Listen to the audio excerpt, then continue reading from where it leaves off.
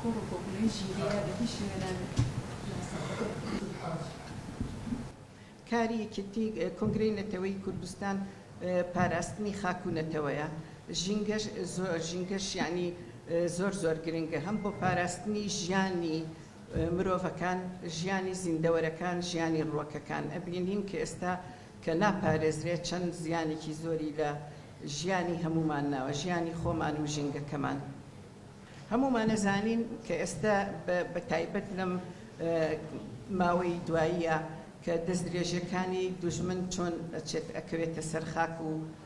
سروشتەکەمان و مەترسێکی زۆر گەورەش لە بەردەمایە، ئەویش گرتنی ئاوە. لە کاتێکا کە سەرچاوەی ئاوەکان لە هەر چوارپارچەی کوردستان زۆرینەی لە ناو خاکی کوردستانایە، بەڵام داگیرکرد وەکو هۆیەکی سیاسی بەکاری ئەهێنێ بۆ فشارخستنە سەر کورد و ئەو میلەتانەی کە لە ناو بڵین عێراق و سووریا و ئێران و تورکیا ئەژین. لەبەر ئەوە زۆر گرنگە جگە لەوەی کە لە ناو خۆمانە لە ناو پارچەکانی کوردستانە ئێمە تۆڕێ ڕێخەین بیشی بەستین بە ڕێکخراوەکانی وڵاتەکانی دراوسێوە بە مەرکەزەوە، یعنی بە عێراقەوە و بە هەمووشمان بە یەکدەنگ بەرامبەر محافلی دەولی یەکدەنگ بین، چونکە ئەو کاریگەری ژینگە تەنها تەسیر ناکاتە سەر خۆمان، بەڵکو تەسیرەکاتە سەر وڵاتانی ناوچەکە و تەسیرەکاتە سەر وڵاتانی دەرەوەش. هەمومان نەزانین کە ژینگە لە دوو فاکتەری ڕئیسی پێکاتوە، زیندوو نازیندوو. زیندووەکان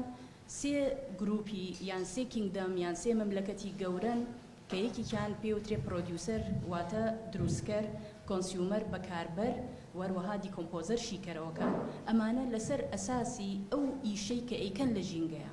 ئێمە زانین کە ڕووەک چ گرنگیەکی هەیە، چ دەورێکی هەیە لەوەی کە ژیان هەمووی بەسراوە بە بوونی ڕووەکەوە، بە بوونی سەوزاییەوە. لەبەر ئەوەی کاتێکە ئێمە باوەکو نمونەیەک بێنە بەرچاوی خۆمان، ئەگەر سەوزایی نەمێنێ لەسەر ڕووی زەوی چی ڕوئەیات؟ هەموو ئەو زیندەوەرانی کە پشتیان بەستووە بە سەوزایی و بە ڕووەکەوە لە ناو ئەچن. ئەوانەش کە زیندەوەری ترن و پشتیان بەستووە بمانەوە ئەوانیش لە ناو ئەچن. وردە هەمووی ژیان بەرەو نەمان و فەوتان ئەچێ. کەواتە لێرەیە ئێمە ئەگەر بێت و باسی بڵێن ڕۆڵی دارستانەکان بکەین زیاتر بچینە سەر بابەتەکە، دارستانەکان ڕۆڵی گرنگیان هەیە لە ژینگەیە، بەوەی کە یەکەمیان ئێمە وەکو مرۆڤ یعنی سوودێکی زۆری لێ ئەبینین بۆ ئەوەی کە ساڵانە چەندین جۆر معمەل و کارگەکان پێویستیان بە دار هەیە بۆ ئەوەی کە پێویستەکانی خۆیانی لێ دروستکەن، بەوەی کە نزیکەی 1.6 بلیۆن خەڵک ئەتوانێت لە دارستانەکان سوود ببینێ بەوەی کە ئەمێنەوە لە ناویا و لە ناویا ژیان بەسەر ئەبەن. وەروەها طبعاً ئەوەی کە زۆر گرنگە دارستانەکان کە وەکو سەوزایی CO2 واتە دۆمۆکسیدی کاربۆن بەکار ئەهێنن بۆ دروستکردنی خۆراک بۆ خۆیان و بۆ هەموو زیندەوەرانی تر، کەواتە ئەمان بوونەتە هۆی ئەوەی کە بەڵانسێک دروستکەن بۆ ئەو هەموو دۆمۆکسیدی کاربۆنەی کە ئەچێتە ژینگەوە، لەوانەیە بڵێن با بچێت قەیچێکە. نەخێر، لەبەر ئەوەی کە ئەم CO2 یەکەم گازە لە 5 گازەکەی کە هۆکارە بۆ بەرزبوونەوەی پلەی گەرمی سەر ڕووی زەوی. ئەمڕۆ لێرە کۆبووینەتەوە لەگەڵ ڕێکخراوەکانی ژینگەی باشوور و چالاکەوانان و شارەزایانی بواری ژینگە بە مەبەستی ئەوەی تۆڕێ دروستکەین، تۆڕێکی هاوبەش، تۆڕێکی هاریکاری و ئەم تۆڕەش ببێ بە نمونە بۆ پارچەکانی تری کوردستان، هەر چوار پارچەی کوردستان کە هەمان تۆڕ دروست بکرێ و پێکەوە ئەم تۆڕە گرێ بدەین بە تۆڕی ژینگەی وڵاتانی دراوسێ کە هەمان کێشەی ژینگەی هەیە وەکو میسر و ئوردون و هەروەها ناوەندی عێراقیش لەگەڵ ئەو وڵاتانە قسەمان کردو و بە هیوای هاریکاری و کاری هاوبەشین. لە ئەم کۆبوونەوەیە دوای ئەوەی کە ئەو تۆڕەمان دروست کرد مەبەستمان ئەوەیە کە دەرەجەی یەکەم مرۆڤیش وەکو تاک ئەتوانێ کاریگەری زۆر